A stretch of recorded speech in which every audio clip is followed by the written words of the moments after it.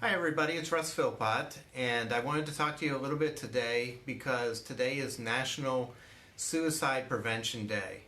And a lot of times we have people that are experiencing depression, but how do we know when depression has got to a dangerous or a scary level?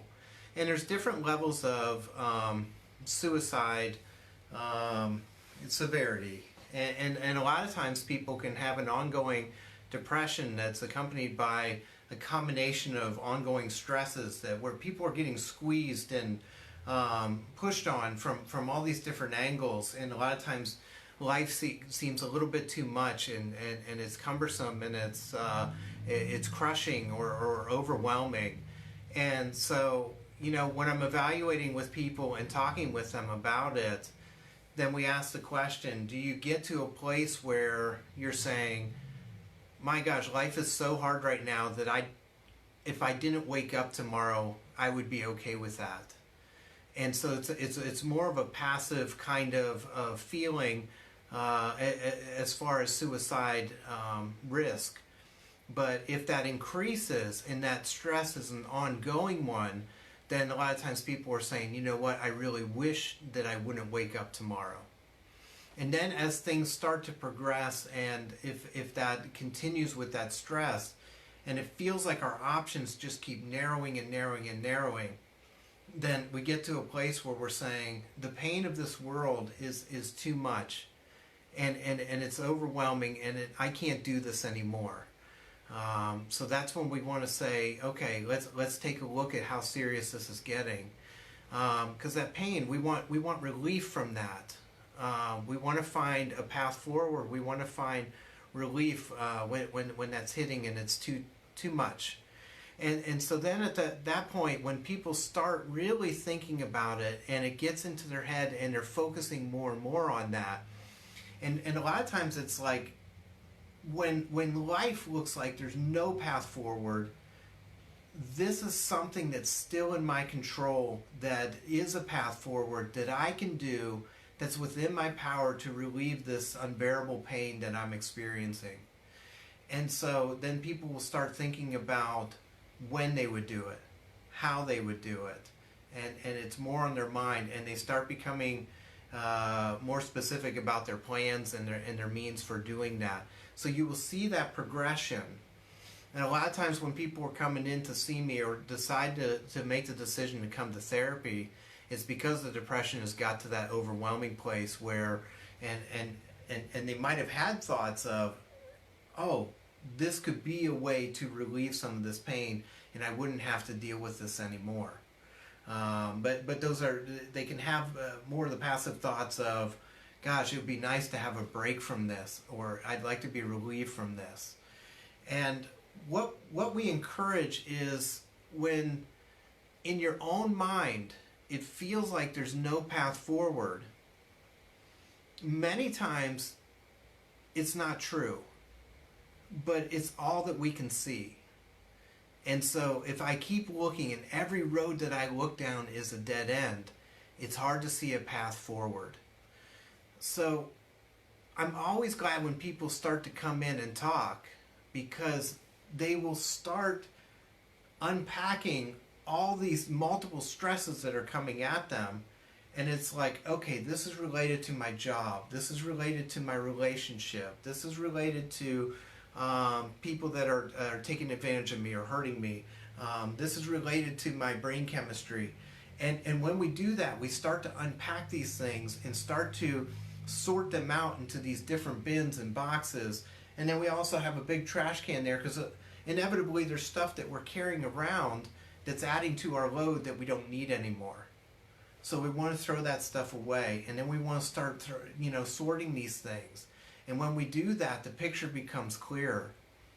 And we start labeling these boxes so that when we put all this crap back into the closet, that when the next time that we go get it out, we're getting out something very, very specific, instead of just pulling out all of that and having it all tumble back out onto the floor and everywhere. Which again adds to the feeling of just being completely overwhelmed at that time. So as we start to sort things out, Nothing may change in that person's circumstances and their situation, but their mind is starting to organize things that they were completely overwhelmed by. And life is dynamic. So even though there's not a path forward now, it helps to hear from somebody else that they're validating your experience, and they can say, yeah, that really sucks. Oh my gosh, how are you doing it with everything come crushing down at you at the same time? This sounds like it's too much for one person to handle, and often it is. So it goes against our instincts when we're depressed, because it's like, I don't have energy, I don't have motivation, I'm not sleeping well, I can't make sense of things, I can't think clearly. How do I sort those things out, and how do I make sense of all that when I can't think clearly?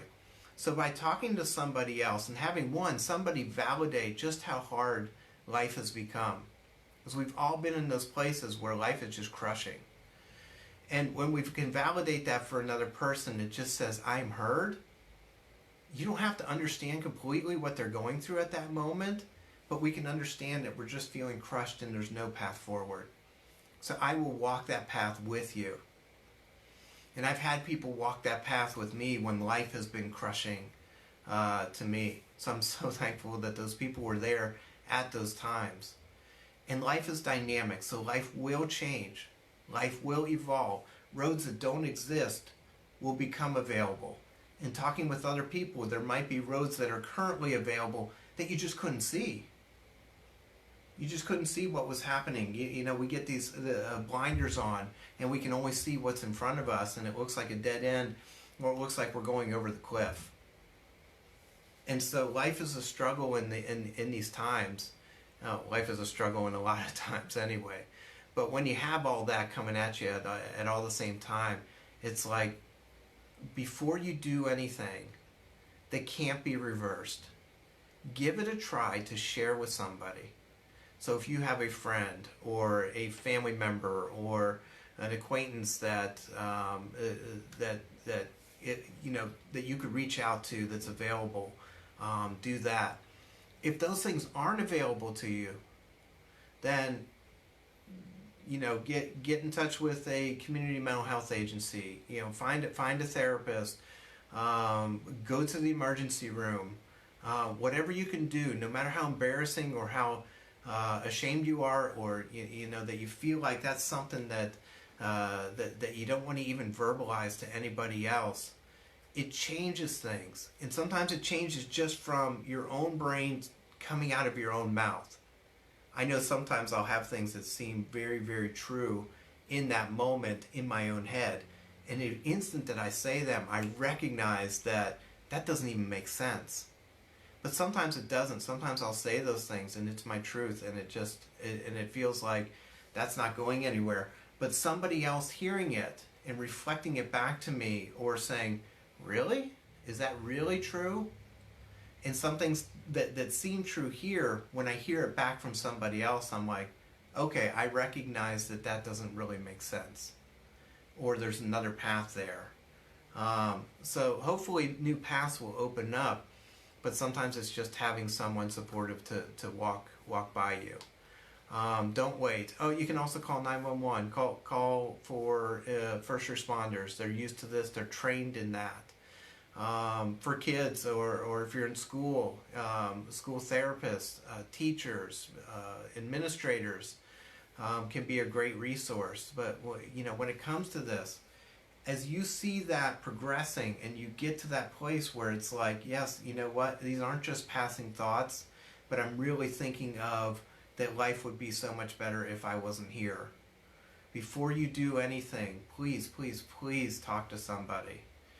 I hope this all finds you well, and for those who have been affected by suicide, again, talk with other people. There are other people who understand, who have experienced and know the grief that you're carrying around with you every day. So again, let's be supportive. Let's look out for the signs and symptoms. People are isolating. They seem more depressed. Their energy levels have bottomed out on them. They might not be eating. You might not see them smiling. They might be very anxious all the time.